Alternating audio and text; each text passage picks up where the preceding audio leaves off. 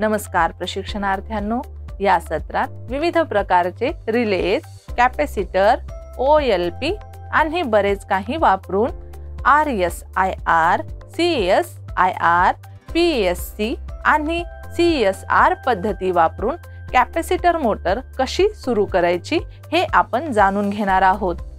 लक्ष्य, या क्रियेच्या शेवटी तुम्ही सक्षम व्हाल. RSIR विधीने असे म्हणजेच रेजिस्टन्स स्टार्ट इंडक्शन रन विधीने कंप्रेसर सुरू करणे. CSIR विधीने असे म्हणजेच कॅपॅसिटर स्टार्ट इंडक्शन रन विधीने कंप्रेसर सुरू करणे. PSC विधीने असे म्हणजेच परमनंट स्टिप्ड कॅपॅसिटर विधीने कंप्रेसर सुरू करणे. CSR विधीने असे म्हणजेच कॅपॅसिटर स्टार्ट रन विधीने कंप्रेसर सुरू करणे. साधने आणि वापरण्यासाठी आवश्यक सामग्री पाहू. Training kit, line tester, test lamp, test board, 3x20 wires in each color, clamp meter, capacitor test circuit with a protective case, resistance start induction run circuit, capacitor start induction run circuit, permanent split capacitor circuit, capacitor start run circuit, refrigeration unit, installation tape. आता विविध प्रकारचे relay, capacitor आणि OLP वापरून RSIR, CSIR, PSC and CSR पद्धती वापरून compressor motor सुरू करण्याची प्रक्रिया शोधूया. रेजिस्टन्स स्टार्ट इंडक्शन द्वारे कॉम्प्रेसर सुरू करणे. RSIR द्वारे चालवा पद्धत. विद्युत घटकांवर काम करण्यापूर्वी योग्य सुरक्षा उपकरणे घाला. मोटरची संरचना समजून घ्या आणि नंतर उच्च रेजिस्टन्स सह स्टार्ट वाइंडिंग ओळखा. कमी रेजिस्टन्स सह रन वाइंडिंग, स्टार्टिंग, कॅपॅसिटर आणि सेंट्रीफ्युगल स्विच. प्रदान केलेल्या परिपथ आकृतीनुसार घटक जोडा. वायरिंग जोडणीची पडताळणी करा. स्टार्ट वाइंडिंग सुरुवातीच्या कॅपॅसिटर सह मालिकेत योग्यरित्या जोडलेले आहे याची खात्री करा. सर्व जोडण्या सुरक्षितपणे आणि योग्य क्रमाने केल्या आहेत याची खात्री करा. अपघाती स्टार्ट अप टाळण्यासाठी कंप्रेसरचा वीज पुरवठा बंद करा. व्होल्टेज टेस्टर आणि क्लॅम्प मीटर वापरून डिस्कशनची पुष्टी करा. वीज पुरवठा चालू करा आणि मोटरच्या सुरुवातीच्या प्रतिसादाचे निरीक्षण करा, ज्यामुळे ती फिरण्यास काही सेकंद लागतील. स्टार्ट अप दरम्यान मोटरच्या वर्तनाचे निरीक्षण करा. वायरिंगची समस्या किंवा मोटरमध्ये बिघाड दर्शविणारे कोणतेही असामान्य आवाज किंवा कंपन ऐका.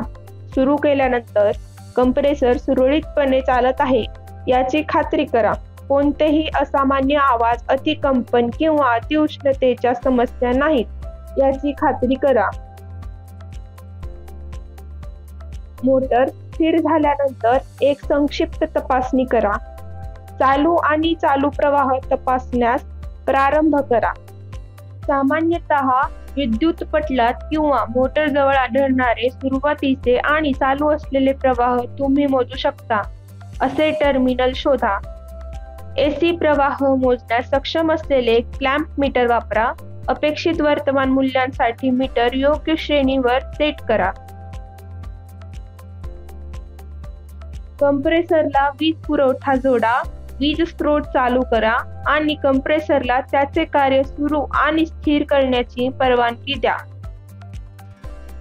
मोटरच्या पुरवठ्याच्या तारांपैकी एकाच्या भोवती क्लॅम्प मीटर ठेवा, शक्यतो स्टार्ट वाइंडिंगशी जोडलेल्या ताराला.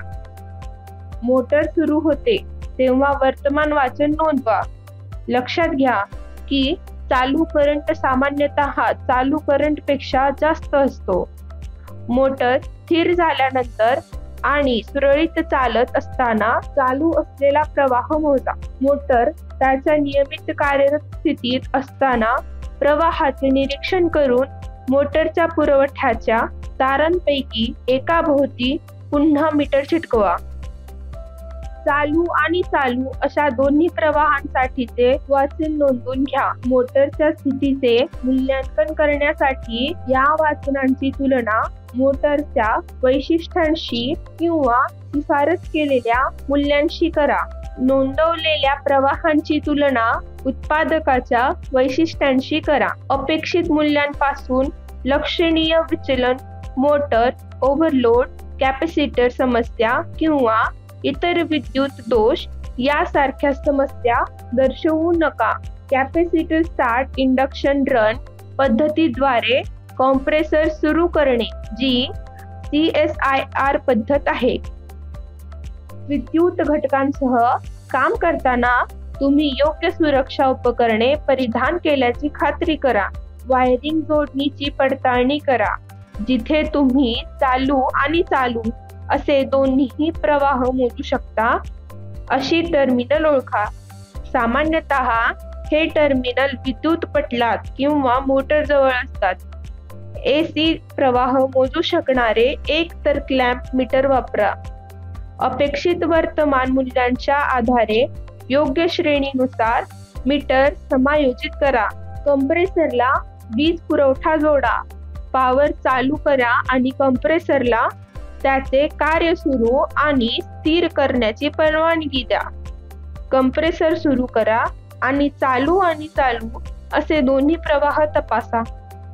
मोटरच्या पुरवठ्याच्या तारांपैकी एकाच्या भोवती क्लॅम्प मीटर ठेवा, शक्यतो वाइंडिंगशी जोडलेले.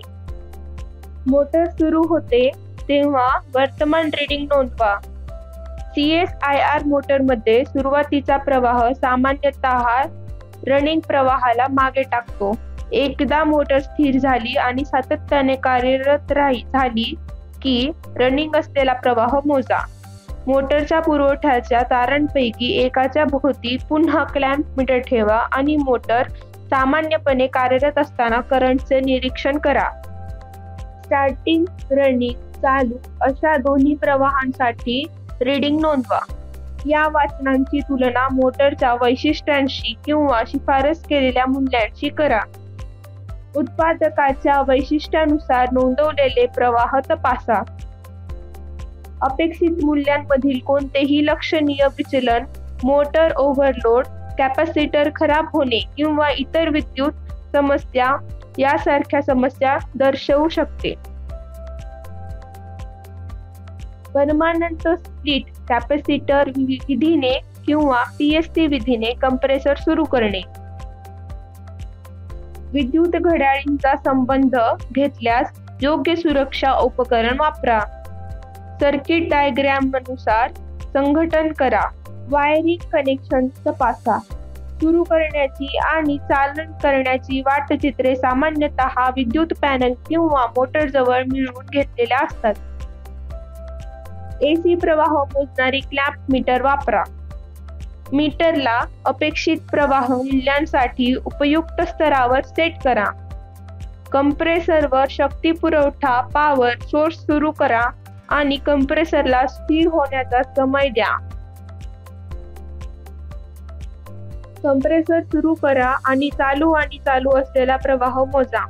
क्लॅम्प मीटर मोटरच्या पुरवठ्यातील एका ताराभोवती ठेवा, शक्यतो कंप्रेसर मोटरशी थेट जोडलेली वापर. मोटर सुरू होताना मीटरला मोटरच्या सप्लाय तारावर वळवा. प्रारंभिक प्रवाह मिळवताना वळवा. नोंदवा की PST मोटरमध्ये प्रारंभिक प्रवाह किंवा इतर प्रारंभिक विधींतर्फे सुरू होणाऱ्या मोटरमध्ये प्रारंभिक प्रवाहात वाचा. मोटर स्थिर होण्याच्या नंतर आणि सुरक्षितपणे चालन होण्याच्या वेळेस चालन प्रवाह मोजा. पुन्हा मोटरच्या सप्लाय तारावर मीटरला वळवा. मोटर सामान्य प्रचलित स्थितीत आहे की पाहताना प्रारंभिक आणि चालन प्रवाहांच्या रीडिंगसाठी नोंदवा. या रीडिंगची मोटरच्या वैशिष्ट्यांशी किंवा शिफारस केलेल्या मूल्यांशी तुलना करा. CSR विधीने व कॅपॅसिटर स्टार्ट रन विधीने कंप्रेसर सुरू करणे. विद्युत घटकांशी व्यवहार करताना योग्य सुरक्षा गिअर वापरा. सर्किट डायग्राम नुसार भाग कनेक्ट करा. वायरिंग कनेक्शनची पडताळणी करा. टर्मिनल शोधा. येथे तुम्ही सुरू होणारे आणि चालू असलेले प्रवाह मोजू शकता. सामान्यतः इलेक्ट्रॉनिकल पॅनेलमध्ये किंवा मोटरच्या जवळ आढळतात. AC विद्युत प्रवाह मोजण्यासाठी सक्षम क्लॅम्प मीटर वापरा. मीटरला अपेक्षित प्रवाह मिळण्यासाठी सुसंगत दरात सेट करा. CSR सेट अपसह संबंधित कॅपॅसिटर सुसंगत आणि योग्यपणे जोडलेले आहे ते सुनिश्चित करा. दोषारोप कॅपॅसिटर सुरू आणि चालू प्रवाहांकरिता अफेक्ट करू शकतात. कंप्रेसर सुरू करा आणि स्टार्टिंग रनिंग प्रवाहांची मोजणी तपासा. कंप्रेसरला पॉवर सप्लाय सोडा. पॉवर सोर्स सुरू करा आणि कंप्रेसरला सुरू करण्यासाठी व त्याच्या संचलनाची स्थिती साधण्यासाठी परवानगी द्या. मोटरच्या एक ताराच्या विद्युत पुरवठा किंवा कॅपॅसिटरसह जुळलेल्या तरतुल्या व कॅपॅसिटर सहितल्या टर्मिनलवर क्लॅम्प मीटर ठेवा.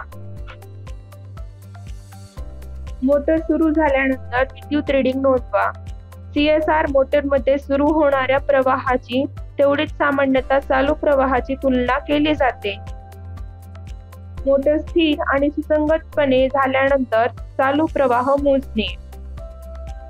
मोटरच्या एक ताराच्या विद्युत पुरवठा किंवा पुन्हा क्लॅम्प मीटर ठेवून मोटर सामान्य चालनेत असताना विद्युत बघा. सुरू होणाऱ्या व चालू होणाऱ्या प्रवाहांसाठी रीडिंग नोंदवा. रीडिंग मोटरच्या स्पष्टीकृत किंमतीस किंवा सुचवलेल्या मूल्यांस तुलना करा. रिकॅप या विषयात आपल्याला खालील 4 मेथडची माहिती मिळाली. RSIR पद्धतीने रेजिस्टन्स स्टार्ट इंडक्शन रन पद्धतीसह कंप्रेसर सुरू करणे. CSIR पद्धतीने कॅपॅसिटर स्टार्ट इंडक्शन रन पद्धतीसह कंप्रेसर सुरू करणे. PSC पद्धतीने परमनंट स्प्लिट कॅपॅसिटर पद्धतीसह कंप्रेसर सुरू करणे. CSR पद्धतीने कॅपॅसिटर स्टार्ट रन पद्धतीसह कंप्रेसर सुरू करणे.